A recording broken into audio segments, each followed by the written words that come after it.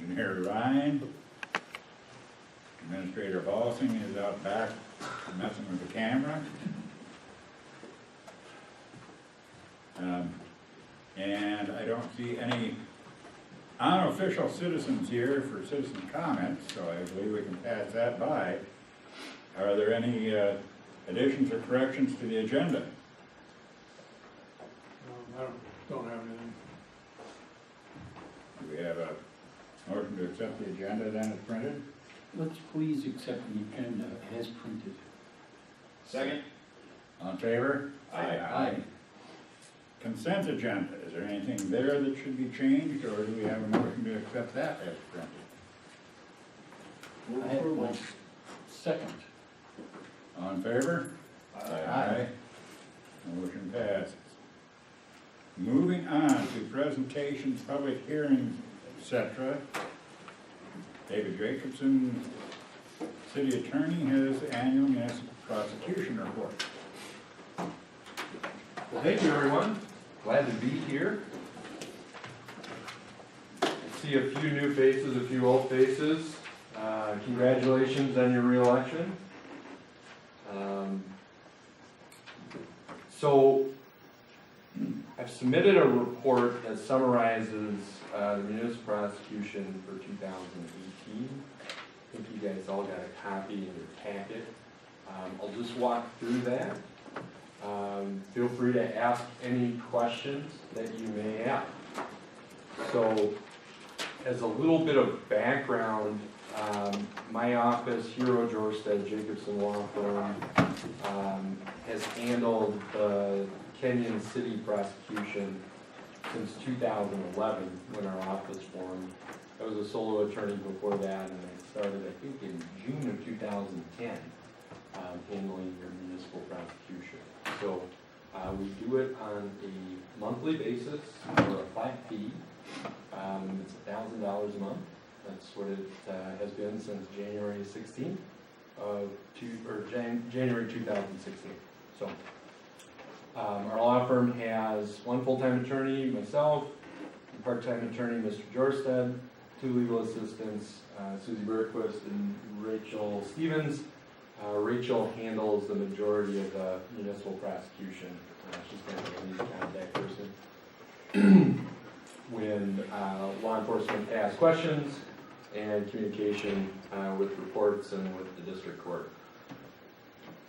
And then Mr. Jorstad makes occasional court appearances when I'm otherwise unavailable. So just as a little background, some of the new council members maybe that haven't heard my spiel before, specifically what I do is designated by statute. So Minnesota has a statute that says what the city's obligations are as far as municipal prosecution.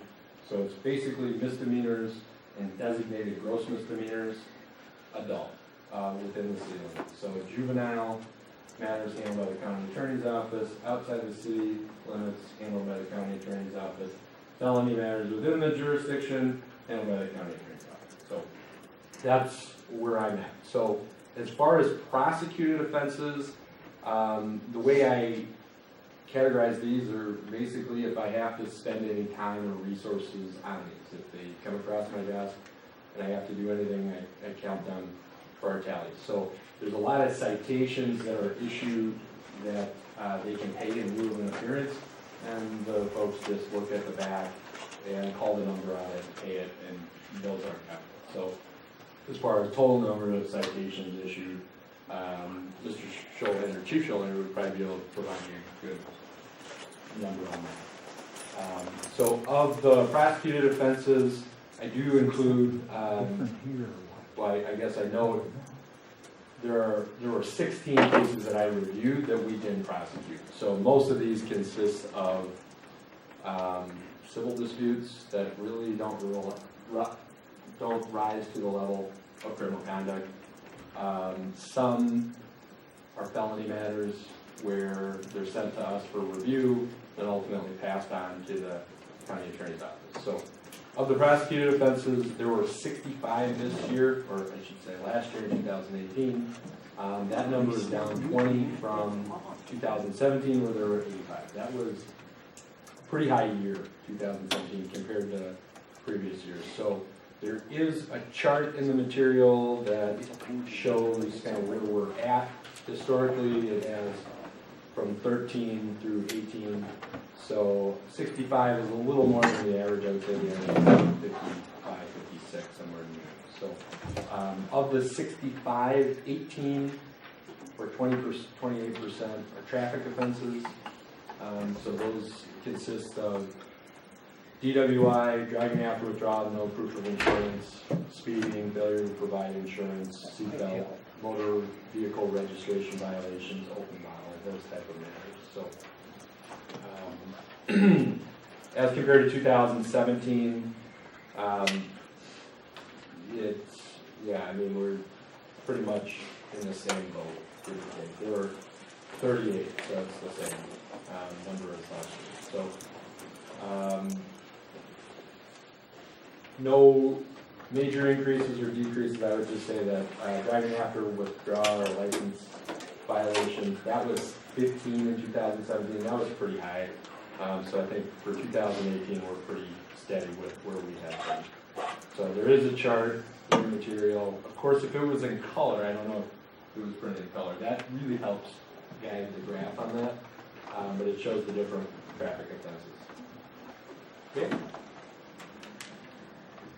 So other than traffic offenses, we have what I call community offenses. These would be assaults, misdemeanor assaults, criminal damage to property, disorderly conduct, domestic abuse, no contact orders, orders for protection, harassment, restraining order violations, theft, trespass, underage consumption, those type of matters. So there were 47 of those this year.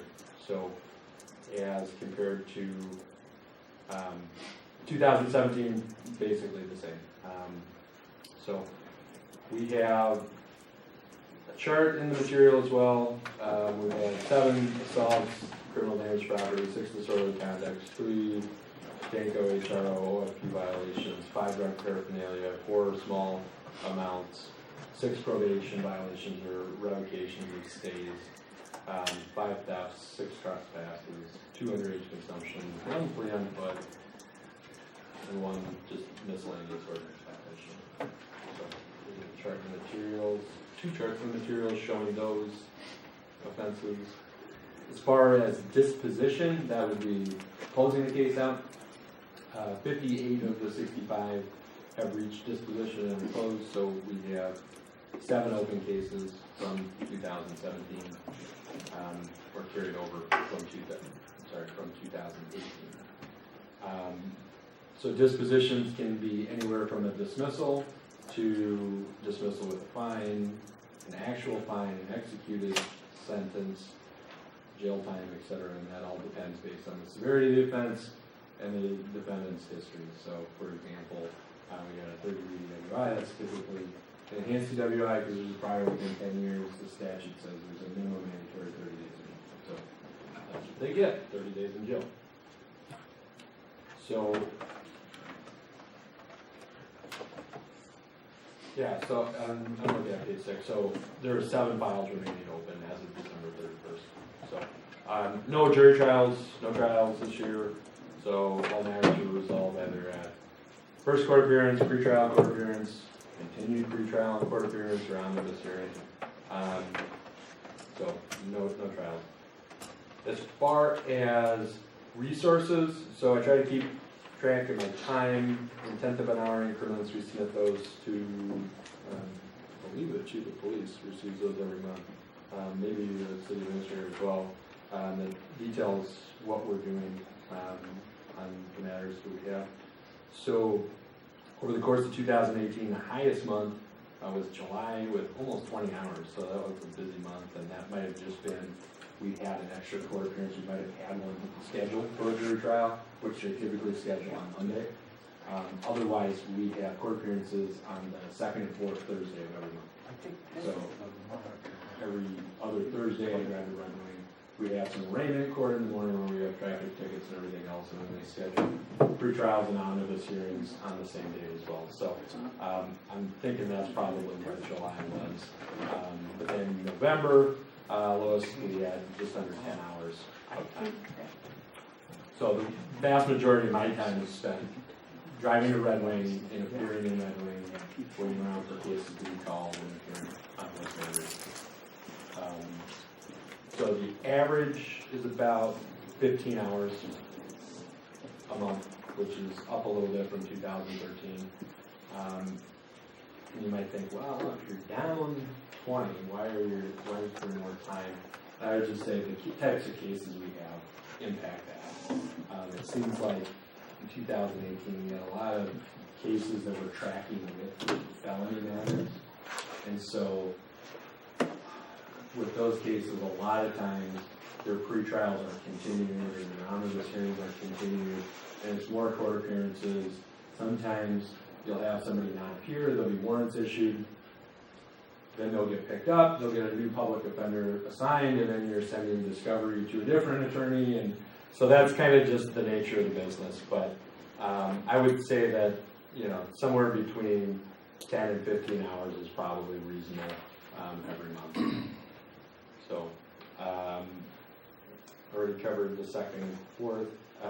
The other time out of the office is generally spent putting together criminal complaints, communicating with defense attorneys, victims. We send out letters to all victims of crimes, coordinating with law enforcement as far as getting police reports, videos, photos, I mean, all that type of discovery, preparing discovery and pleadings, and then communicating with court staff on continuances and all that other stuff.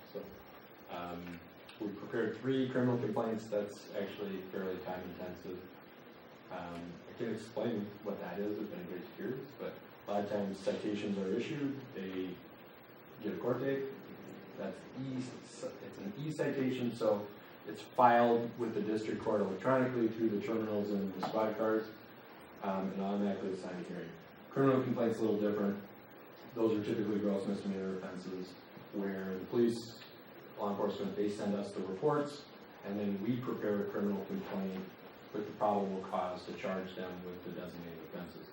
So we generally get that information electronically, we put it into the VCA e-charging system, and we compile the complaint in there on their uniform forms, and then we click on a button, secure login, click on a button, that goes to law enforcement, they review it, they sign the complaint, and it's automatically filed with the district court, and it goes to a signing judge.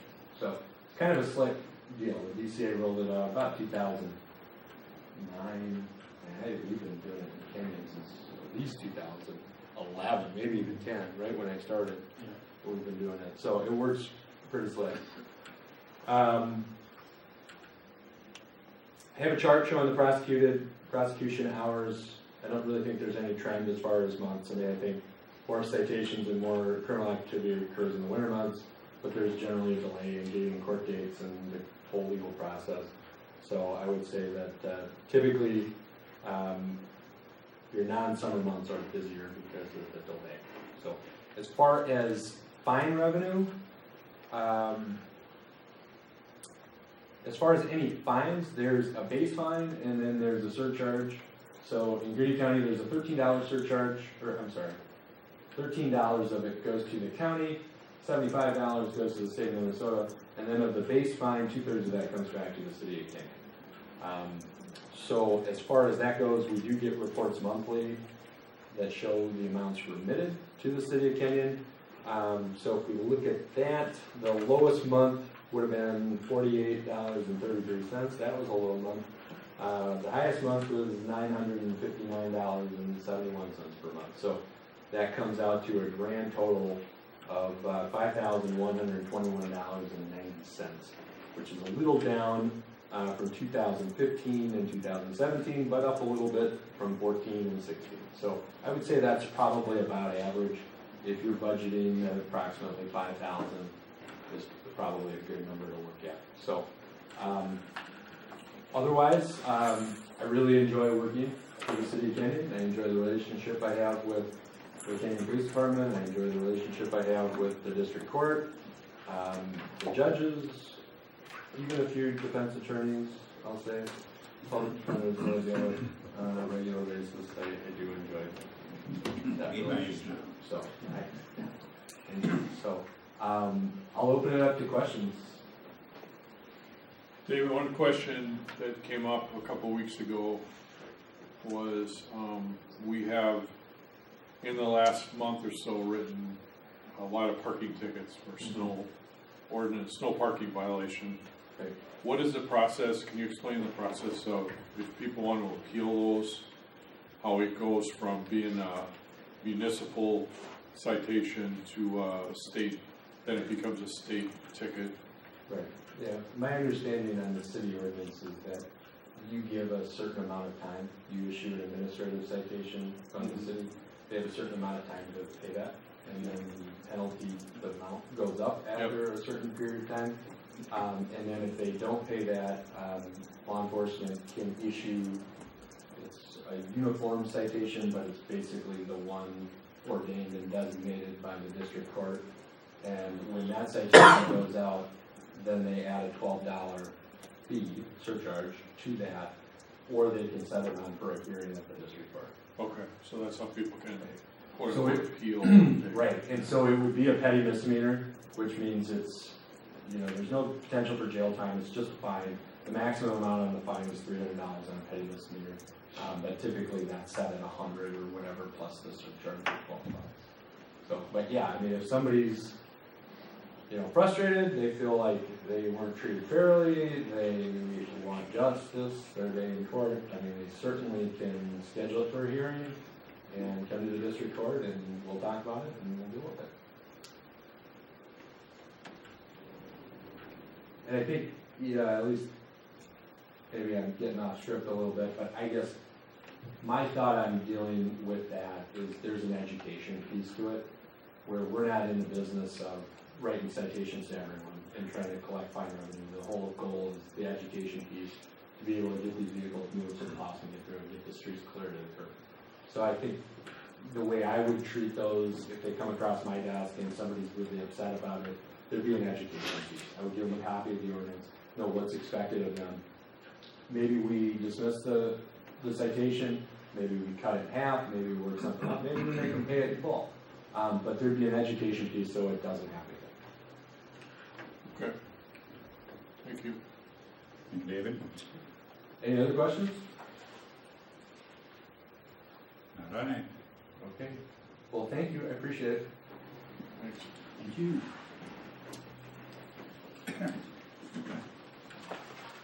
Okay, so we move on then to item 7, engineering. First is resolution 2019-07, approving county project within municipal corporate limits.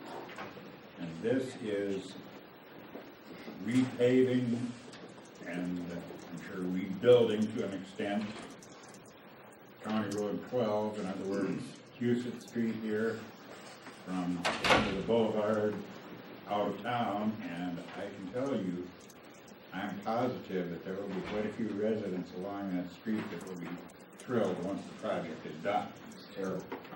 They won't be very happy while it's being done, but nobody ever is. But yes, that road has been in desperate need of upgrading. And when you leave Goodhue County and you hit Rice, vice versa. yeah.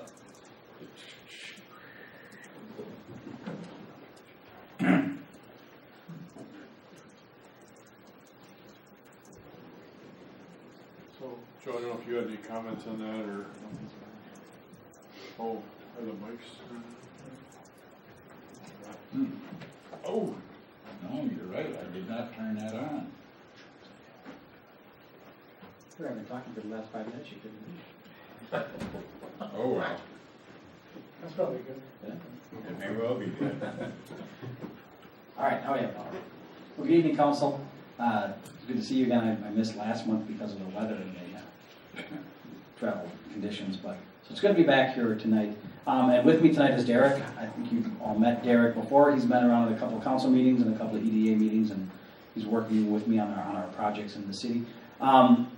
And so what you've got is a resolution in your packet, resolution 2019-07. As the mayor indicated, the county is looking to essentially do a project on Huseth Road, which is County State Highway 12, Right. from Highway 60 all the way down to the South County limit.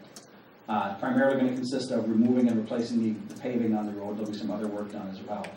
But because it is within municipal city limits, they need consent from the city in order to proceed with the project. So this resolution is essentially just checking off that box on the checklist of their project development. Now Derek has been working on our 2nd Street project, which we're going to talk about a little bit later. So he's been in conversation with the county a little bit about their project and coordinating with ours. So Derek, I don't know if you want to offer any information you learned from the Sure, county. yeah, so real early on, when we were initially planning for this detour plan that's going to be required for 2nd Street, we reached out to them to figure out if they had any projects, and at that time they had indicated that this project was coming up. Our main concern at that point was are they planning on using Highway 60 or 2nd Street as a detour? What we had heard from them at that point was no, they're not planning on detouring on that road or any other local roads as far as I know right now. So no major concerns on that front, but just in light of this discussion again, what we will want to do for moving forward is just coordinate with them, understand where their truck haul routes are, and understand when those trucks are going to be hauling. I'll go into more detail on what we're planning on doing for the detours for 2nd Street, but we're going to want to try to make an effort to make sure that we're not detouring all of Highway 60 traffic onto a local road on the same day that they're going to send 200 gravel trucks through. It's just not a good idea. So it'll just take some coordination on that front, and that's really the only concern, if you want to call it that, at this point. So from our perspective, we don't have any reason not to recommend approval of the resolution. Right. It's just we're going to need to coordinate with them as our project schedule comes together for 2nd Street and their project schedule comes together. Right. So that we're coordinating on the detour routes and when the closures are going to be. And that's part of your job as city engineer and Correct. part of Isaacson's job Yep. as county engineer to make things mesh. There you go. So with that, we would recommend approval of the resolution. Motion to approve. Aye. Second. All in favor? Aye. Aye. Resolution is approved. And then we move on to the next item, the Red Wing Avenue update and our resolution there. Correct. So in your packet was a letter with some attachments that we provided. We've been talking about Red Wing Avenue for about a year now. I remember we had our first presentation on that, I think it was last April of 2018. And we've been kind of slowly working our way towards a project on Red Wing Avenue from 2nd Street all the way down to the south limit at 10th Street. And what we've done over the past several months is we've been collecting data, going out inspecting the utilities, getting some soil borings, those types of things. So what we've got tonight is a letter that summarizes all of the information that we've collected to date and then lays out the next steps in the process of the project development if you want to continue towards a construction project for the year 2020. So we'll start, Derek will summarize the information we've gathered to date, and then I'll go through what the next step would be in the process.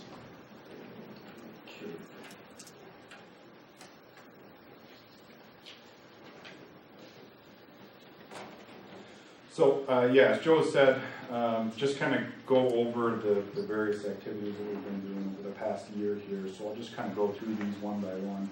If you're looking at that memo that was in your packet, I'm looking on the 2nd page of that has the various items that we've done over the past year. So first item being utility investigation. So a number of things associated with this. First of which was done very earlier in the year, last year, just basically doing an inventory and inspection of all the existing storm sewer and sanitary structures.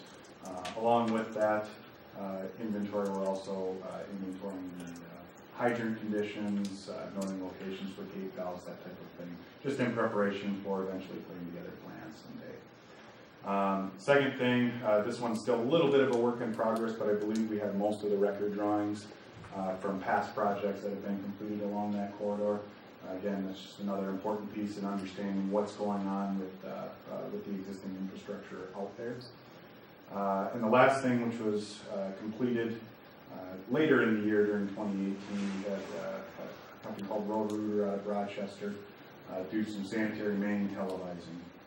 So in total, they did a little over 2,800 feet of sanitary, first cleaning and then televising.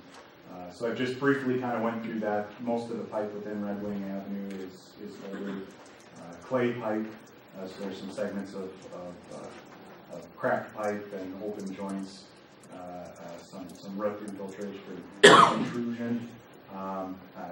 We again just very briefly looked at that, and that will be summarized in more detail once we eventually put together the feasibility report for that project. Second on the list would be the geotechnical investigation. So again, later in the year, during 2018, we brought in Braun Intertech out of Rochester to do some soil borings for the project.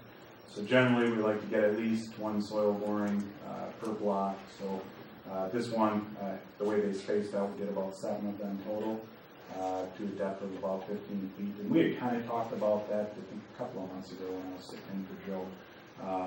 I didn't see anything in those soil borings that are really anything to be concerned about at this point. When I'm looking at those, I'm looking for groundwater conditions, if it's high groundwater or extremely soft soils. I'm not seeing anything that's of great concern right now for that.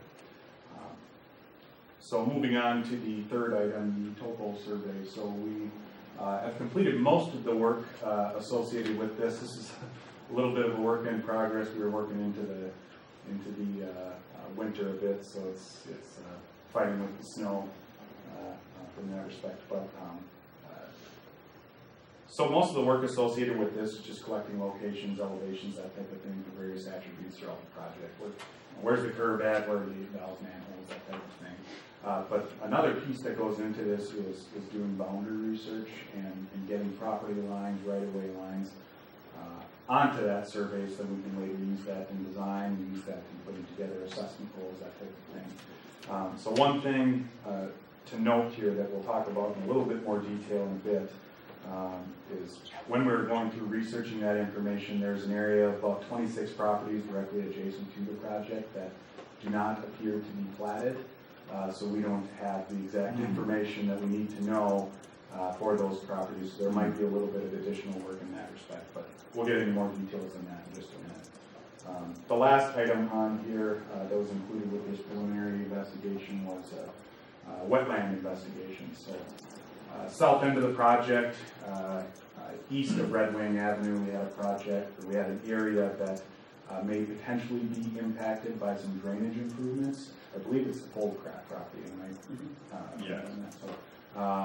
So as in preparation for that, we did a wetland delineation, put together a report and submitted that to the County Corps of Engineers for basically concurrence that they agreed that the wetland boundary that we've delineated is correct. So they provided that concurrence to this point, and that item is done for the time being. So with that kind of wraps up the preliminary activities that we've done to date. So Just a little more on that wetland. If you recall, it's east of the intersection of Red Wing and 8th Street. That intersection has no storm sewer right now, so one of the questions was, can we improve the drainage there? Right. And one of the ideas was, if we put in storm sewer in the intersection, can we discharge it to the east? So we had to identify where that wetland is. Yes. And then, as we go through the preliminary design, if we do propose something there, we'll have to see whether or not it has any impacts. So That's in that property that we were negotiating with Foldcraft about at one point in time. So right now, we've gotten, essentially, Goodhue County and Corps of Engineers have both agreed that the delineation we performed is correct. Yeah. But now the next step will be, as we go through the design, whether we have any impacts, and if we have any impacts, then we'll have to put together the information and submit it and say, okay, here's the approved wetland, now here's the project impacts and how we're going to deal with those. And that'll have to go through that permitting process if we get to that point on the wetland. So essentially what this all leads to is we've done pretty much all the background information that we need to do, and we've got all the raw data that collected. So the next step, if you want to continue to develop a project for construction in 2020, would be to initiate the 429 process by ordering preparation of a preliminary engineering report or feasibility report. And this is required by state statute if you intend to use special assessments to finance any part of the project. And the engineering report would go through the basic elements of identifying the existing conditions, identifying the proposed improvements, identifying the cost of those improvements, identifying the properties that would benefit from those costs, and then developing the preliminary assessment role to identify the proposed assessment for each of those benefited properties. So if you recall, the last project we did in this nature was First Street, from Red Wing Avenue over to Bullis. And on that project, we pretty much replaced the entire sanitary sewer system. It had some private systems over there that so we put in a whole new public sanitary sewer system. We didn't do much on the water main because the water main was in pretty good shape over there. KMU didn't need much for upgrades. We did improve the storm sewer. We did upgrade all the curbs and rebuild the whole street section and added a little bit of sidewalk. So each of those elements had an assessment cost associated with them that was identified in the report up front, so that you can actually then assign the assessments when you get to the point of that in the process. So here we have to go through the report, but we're anticipating that we'll have the same thing. We'll have sanitary sewer improvements to replace most, if not all, of that old clay pipe and some of those service lines that are damaged as well. We'll have to talk with KMU and see if they want to upgrade any of the water main as part of the project. We'd obviously be doing storm sewer upgrades. We'd be looking at 8th Avenue intersection, other existing storm sewer on the project for upgrades or replacements or extensions as warranted. And then, of course, we'd be totally rebuilding the street section with the new curb and the new pavement section, and then the sidewalks as necessary along with that. So the resolution tonight in your packet would be to order the feasibility report and to direct us to start that work and to prepare that report. The estimated cost we put together to prepare the report is $35,000. The other element that Derek had mentioned when he was talking about the survey was that property line issue. And that's going to be important for the feasibility report because your feasibility report, your assessment policy that the city has, and the way we assign assessments on First Avenue was by the frontage of each property along the road. Right. So we need to make sure that we've got the right frontages for these parcels in order to identify the right assessments for them. So we will need to see if we can get the information. I know, Derek, you've done an initial check with the county, and they didn't have anything, and we're probably not going to be able to get anything from them. Yeah, probably. So the next thing will be to research the city's files and see if if there's anything on file. Maybe there was a plat, as Derek and I were talking today, we thought maybe there's a plat that got developed and just never officially got recorded. But it actually exists out there somewhere. Is it unusual for a project this size to have 26 parcels that are not platted? Or do you come across this quite a bit? I know, Derek, you said you've come across it. Yeah, I haven't come across it. It happens from time to time. I wouldn't say that it's common. It doesn't, it doesn't happen on all projects. Okay. But it's not necessarily a surprise. Some of these older neighborhoods, it's hard to find property information on it just because it hasn't been brought up for many years. Yep. But you're right in that that's not part of the standard activity for doing a feasibility report. Mm-hmm. So that's why we've separated that out. The cost of doing the standard feasibility report tasks, that's what we've estimated at $35,000. This property thing, because it's a little more unknown yet, we don't know, are we going to find some information easily, or are we going to have to do, how much digging are we going to have to do to get this information? That's why we put together an estimate, and Derek, maybe you want to walk through the steps that might take. And Sure, yeah. So if we cannot find some other type of plat that we can base that information off of, it's really broken down into 3 items in here. So the first of which is ordering title works. That's basically getting a description of each individual property. With 26 of them, they're about $200 a piece. That comes out to about $5,200. Once we get those, it's basically interpreting that information, getting it into our topo survey, getting it into our assessment rules as far as width of each property, that type of thing. And all that totals up to about $12,000. This is kind of what we're estimating here right now. That's only if you can't find the information. Correct. If we can. Yeah. But I would say the likelihood that we'll have to order the title work is probably, Probably fairly likely. probably greater than I mean, it's 50%. We're looking for some document that might exist out there, it might not. Even if it does exist, it's a matter of trying to find it. Yeah, it would seem strange to have something on file here, but not actually having recorded it down at the county, right? Yeah. I mean, like, But not unheard of. yeah, not unheard of. Not unheard of, Yeah. but that's where it gets a little bit more hairy, Mhm. because the county has specific records for that, and they've got everything organized. And if it doesn't exist there, it gets really difficult to find it. Sure. So, Whatever the case may be, it's something that should have been done properly years ago and wasn't, but needs to be done now. Yeah. Right. Well, if there were no controversies, I suppose nobody asked and Yeah. nobody cared. Yeah.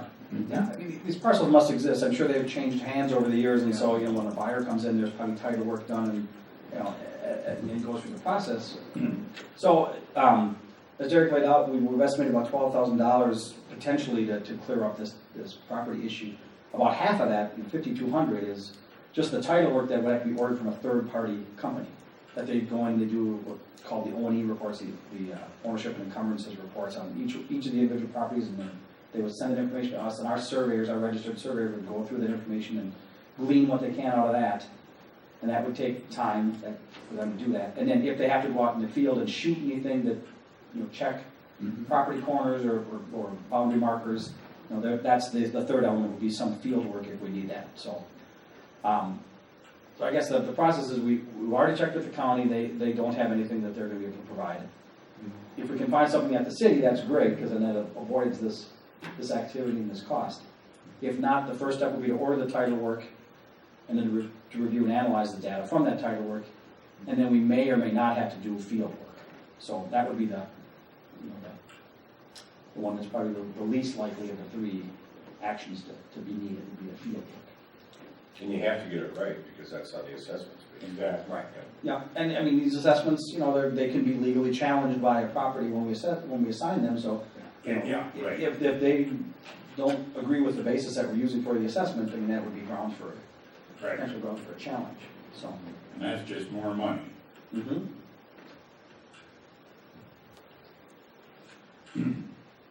The question is, I mean, right now on our schedule, you know, we can start working on the report immediately. I mean, the property thing can kind of be done concurrently. I mean, we can start working on the preliminary design and the preliminary layout, and the preliminary cost estimates, and those types of things, while this investigation into the property is being done on the, you know, on a parallel track. So we're still in good shape to get the feasibility report done, and then once it's done, we'd have to bring it back here. You'd accept it, call a public hearing. We invite everybody in that's identified to be assessed. We have the public hearing. And then if you still want to move forward, then you officially order the plans. We put the plans together, bring those back for approval, and then you authorize it to go out for bids. So you still have numerous checkpoints along the way where, you know, if you decide you don't want to continue with the project, and you know, you can pull the plug. But right now, we're still in good shape for putting the project together and getting it bid next winter, so we're ready to start construction in May or June of 2020. This resolution is titled Ordering Preparation of Feasibility Report. Correct. Does that assume the title work is rolled into that, or does that need to be added to that resolution? The resolution, the way I read it, says that, that last line, item number 3 says, the city council, staff, and consultants are authorized to take all necessary further action to Implement the resolution. So, in my mind, I'd have to, I would agree with that. you know, get concurrence from Scott, but if we deem that it's necessary to do the title work in order to complete the feasibility report, I think this resolution gives us Right. that direction to do that. Because part of the feasibility is setting up the assessments. Correct.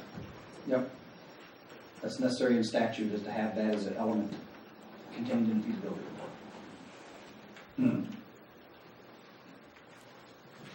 Well, do we have a motion to approve resolution 2019-08? So moved. Second. All in favor? Aye. Motion passed. Thank you, Council. We will initiate that report, and we'll work with city staff to see if we can find any documentation on that Right. property before we take the next step of title. So just, Mayor and council members, just for clarification, this cost, if the project goes ahead, we'll be reimbursed. We'll have to sell bonds, you know, to finance the project ultimately.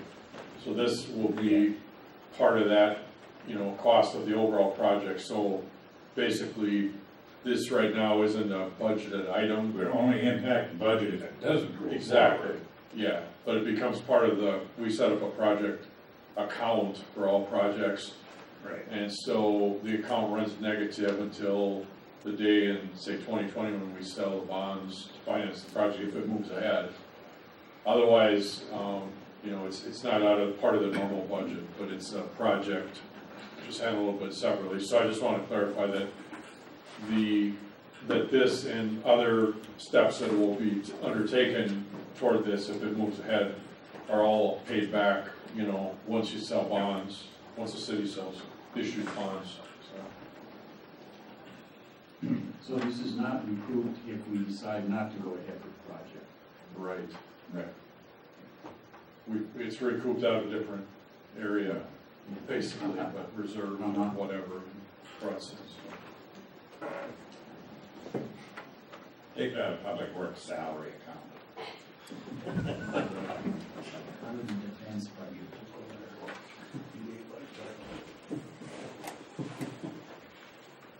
So then we can move on to the Second Street sanitary sewer improvements.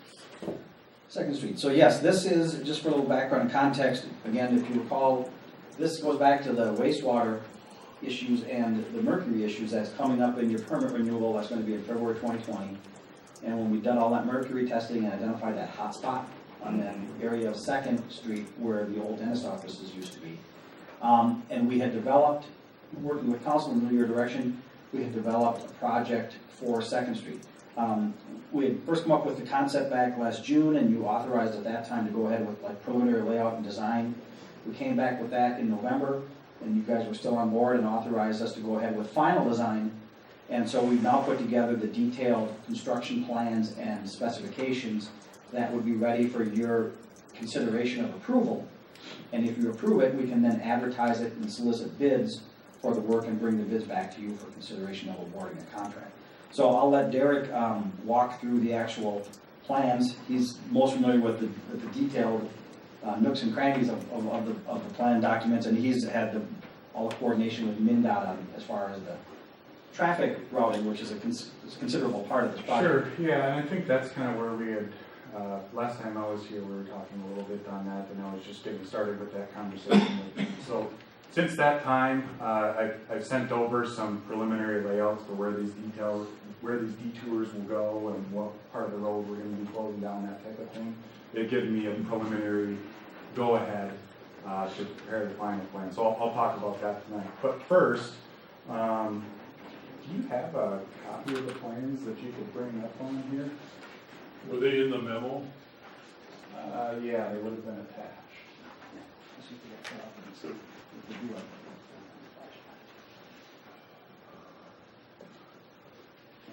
It's probably way at the end. Yeah, it should be right In there, Yep. yeah. Okay, Scroll so- a couple of pages. here. Might be sideways, but. C401, so probably the next one. Yeah, so right in there, that's what it shows as well. So up at the top of the screen here, this is Red Wing Avenue. We've got Second Street running right here. So between Red Wing and Forest, what we're doing with the sanitary sewer is pretty much exactly the same that what we had talked about in previous meetings. So the sanitary main for that one block, we're going to be installing a cured in place pipe liner basically within that existing clay sewer pipe. The other thing that we're going to be doing with it is at the intersection with Red Wing. You scroll up just a little bit, right to the top of the page. We're going to be installing or replacing this existing manhole that's located right here, and then at the mid-block location, we're also going to be installing a brand new manhole in that location. Just some background on that. Reasoning why we had to add that new manhole, there's about a 550-foot stretch of sanitary sewer between manholes right now. Had sewer crews out there to try and clean that thing out, televise it, and they had a lot of difficulty because the line is too long. We can't get there their equipment all the way down it. So we're putting that new manhole in the middle to make it easier to maintain into the future. So along with those manholes, both those manholes will obviously take an excavation within the street, right, to get it installed. A couple of the other excavations that will be required, right near this mid-block manhole, we're going to be installing 2 sanitary sewer services, just to replace some old services. So one of these is the current dentist office, I believe, right? So we'd be replacing that line entirely within the right-of-way. So if there's any mercury deposits that are existing within those lines, that'll be gone and will no longer be introduced into your wastewater stream. Right now, that's a shared service, right? Right now, that's shared service, and that's the reason why in this location near the mid-block manhole, we're actually installing two new services. Right now, there's just one shared service.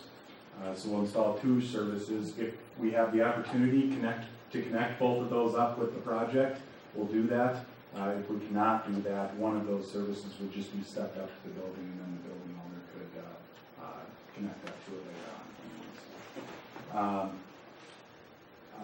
So there's one more group of services that we're going to be installing kind of out front of the liquor store. Similar situation, they've got shared services there, so we'll be installing 2 services up to about 5 foot from the building. So it'll be completely brand new pipe in that location. And just one more thing, that the 2 services near that mid-block manhole, we've laid that out so that it can be done under one excavation, so that we don't have to dig in one spot for the manhole, another spot for the services. We can, Right. Those were laid out so that it'll just be one excavation there. So there'll be essentially 3 holes we have to dig in the road. Yeah, and Mid-block manhole.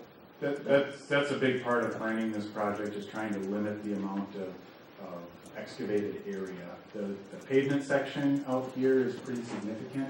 There's 8 inches of concrete below the blacktop that you see right now. So what we've been told by MnDOT that we need to replace, as far as the pavement section, is actually 9.5 inches of asphalt. It's thick, expensive section, so it's important to try and limit that amount of area that we actually need to replace to keep those costs down.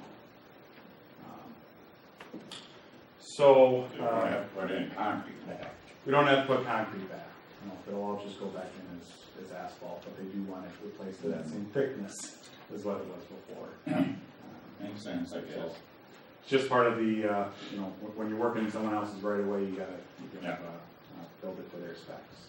And that road does bear some major loads, so. Yeah, a lot of truck traffic. Second thing I want to talk about. So right after we got our survey back for this area, I was taking a look at it and noticed that we have a chunk of water main that exists within this Red Wing Avenue intersection that's very close to this manhole that we're already replacing. They're looking into that. It's older cast iron pipe, and realistically, I know we haven't put together the feasibility report for Red Wing Avenue, but more than likely that feasibility report would recommend replacement of any cast iron pipe water main in your system. That type of material gets brittle, smaller diameter. It's good to just remove that from your system and replace it with PVC, so, or ductile iron in this case. So what we'll be doing with this project is replacing, we've got about 60 feet of water main that runs north-south within the intersection, and then another small 20-foot chunk of water main that we're replacing. So just to give you a little bit of background on what's been done on this in the past, this water main that runs out to the north, to the east, to the south is all older water main, cast iron pipe as far as I know. In 1987, there was a segment of water main that was replaced within 2nd Street between Forest and Red Wing. And that water main is located below the sidewalk right now. So right about this location is where they terminated that improvement from 1987. So basically what we'll be doing with this project is replacing all the existing water main up to that point. So everything that we can feasibly get to within this intersection can be replaced, and you don't have to worry about digging into this Trunk Highway 6056 intersection in order to get back to that into the future. It's just something that makes a lot of sense. MnDOT was happy to hear about this. They like that those critical utility replacements are done on the front end versus having to deal with it as an emergency if there were a break into the future. And also that we're incorporating multiple utility improvements in one project and just trying to catch everything at the same time. Yeah, it's nice. Well, in '87 they replaced the water main from Forest up just short of Red Wing. So now we're going to tie them where that one left off. And so we'll get it up to that four-way connection and intersection and then come south on Red Wing out of the intersection so that we're set for the Red Wing project. So everything on the west leg and the south leg of this intersection will be new water main then. So I have spoken with the... Third Street project, can we put some water main in coming this way? Up Red Wing? That predates me. I'd have to go back and look at that. On the Third Street project? Yeah. Yeah, I think there was water main put in there. Yeah, that's the way I recall it. We'll have to look into that. I guess I'm not going to off the top of my head.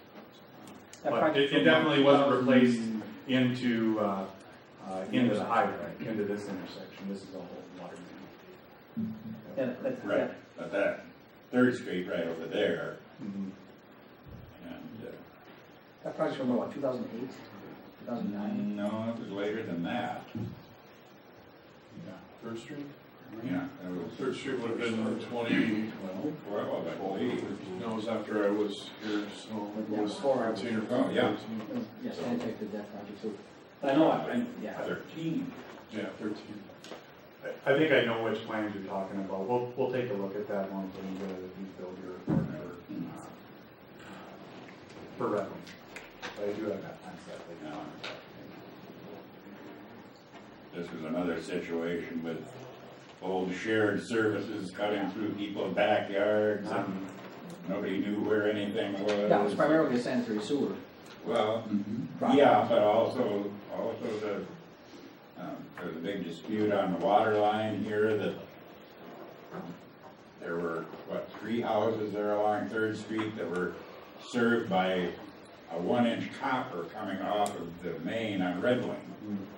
And one property owner in particular objected to the assessment for changing that because she never ran out of water, so why should she have to pay this? Okay, last thing I wanted to talk about was some of the traffic control phasing piece of this. So included plans in your packet. So we've broken this up into 3 phases of work. The first of which would be the excavation required for the manhole at the intersection of 2nd Street and Red Wing, and also that water main work to get that crossing replaced. So the first page with the traffic control that you can see the extensive detouring required for that. Basically what it involves is any traffic that's coming in or out on a trunk highway is being rerouted to a local road, and that any particular detour route through that local road is a one-way detour. And we don't have a situation where we've got 2 semis coming up to an intersection they can't make the turning movement. This is what has been given the preliminary go-ahead from MnDOT, and it's currently in with their currently in for final review with them right now. So we'll see if they have any comments on that. There might be a couple of small additions, but that's what the first phase of work is. They do everything within the Red Wing, 2nd Street intersection, get that backfilled, get it repaved, and then they can move on to phase 2. So phase 2. Phase 1, this will take 2 days? Or That's what I have. Or is it 48 hours of work time there? 2 days, yeah, depending on how the contractor wants to work. It'll depend on the actual contractor, right? There may be some guys that might be able to get a few more people in there, and it won't be 100% continuous work the entire time. I would think it would be most efficient to do that entire excavation, all the utility work, so that's the water main replacement and the manhole within 1 day. Okay. Because one of the other things that will be required with that is any of those excavations can't be left unattended.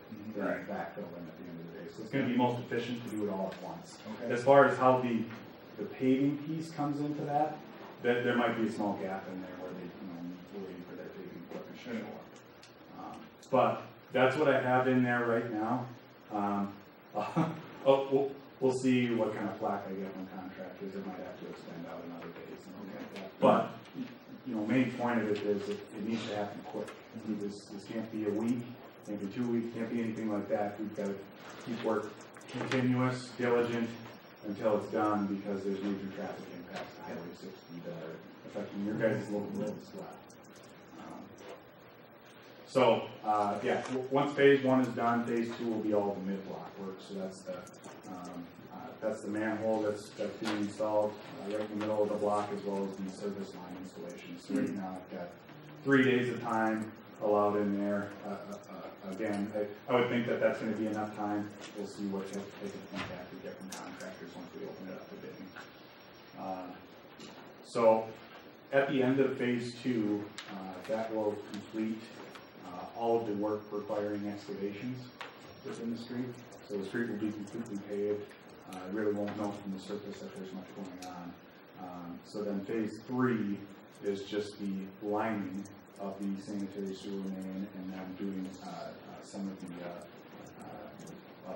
once they install the CIPP liner within the main, they come up with various types of equipment to cut out the existing services, and then they have another robot that comes in and injects grout around each service to make sure that it's a water type connection, that type of thing. But phase 3 is basically all the trenches work to finalize the project. For that, I've given them a little bit more time. They've got about a week total to complete all of that work. Realistically, that work isn't going to be continuous for a week. The lining piece itself probably only take about a day to complete, and there'll be other crews that will be in the days that follow them. There's some televising, like I said, there's grouting of service lines, that type of thing. That'll have to happen on the back end of the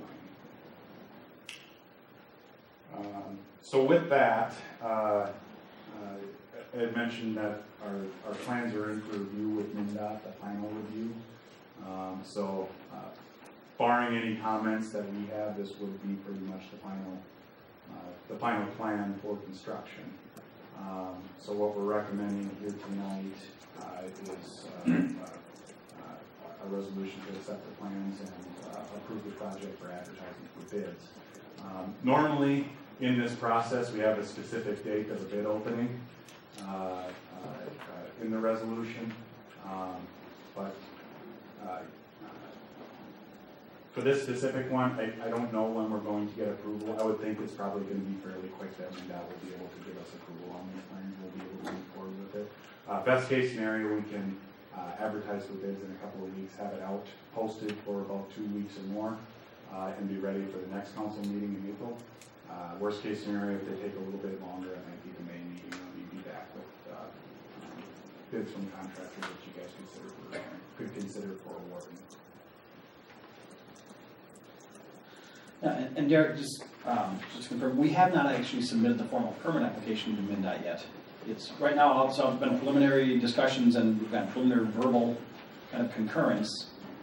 But depending that we wanted to wait until council to actually approve the plans, and then we'll have to get city administrator's signature on the formal permit application that will go into MnDOT. And then what we want to do is we want to make sure it'll take a little while to get formal permit approval.